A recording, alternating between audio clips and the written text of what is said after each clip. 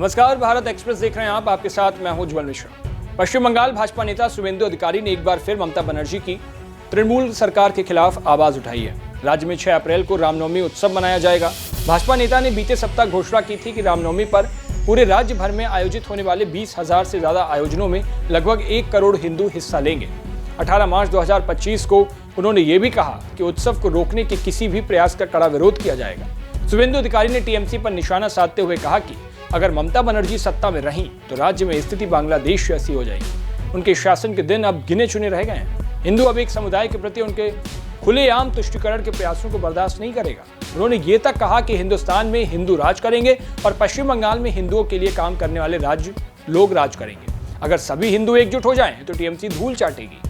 भाजपा नेता ने होली के दौरान राज्य में हुई हिंसा की घटनाओं का हवाला देते हुए यह दावा किया कि होली के दिन सैंथिया में जिहादियों की ओर से दलितों पर हमले किए गए, लेकिन अपराधियों के खिलाफ कोई कार्रवाई नहीं की गई। सनातनियों के खिलाफ हुई हिंसा को छिपाने के लिए इंटरनेट सेवाएं बंद कर दी गई थी।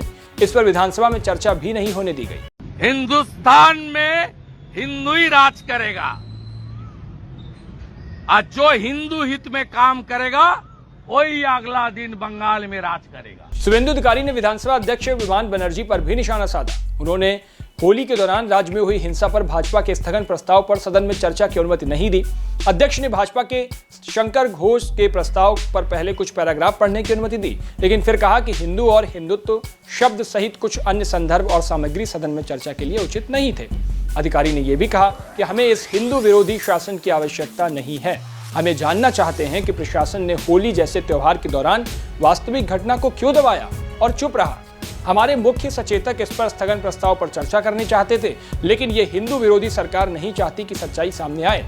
हम किस देश में रह रहे हैं जहां लोकतांत्रिक रूप से चुने गए जनप्रतिनिधियों की ओर से तैयार किए गए प्रस्ताव में हिंदू शब्द शामिल नहीं किया जा सकता है। आपको बता दें कि बीते सप्ताह शुवेंदु अधिकारी ने टीएमसी के मुस्लिम विधायकों के खिलाफ अपनी टिप्पणी से विवाद खड़ा कर दिया था। उन्होंने कहा था कि अगर भाजपा सत्ता में आती है तो तृणमूल कांग्रेस के मुस्लिम विधायकों को विधानसभा से बाहर निकाल दिया जाएगा, जिस पर कड़ी प्रतिक्रिया भी हुई थी। अब इस पूरी खबर पर आपकी क्या राय है? अपनी राय हमें कमेंट बॉक्स में जरूर बताइएगा। देश और दुनिया की बाकी तमाम खबरों के लिए देखते रहिए भारत एक्सप्रेस।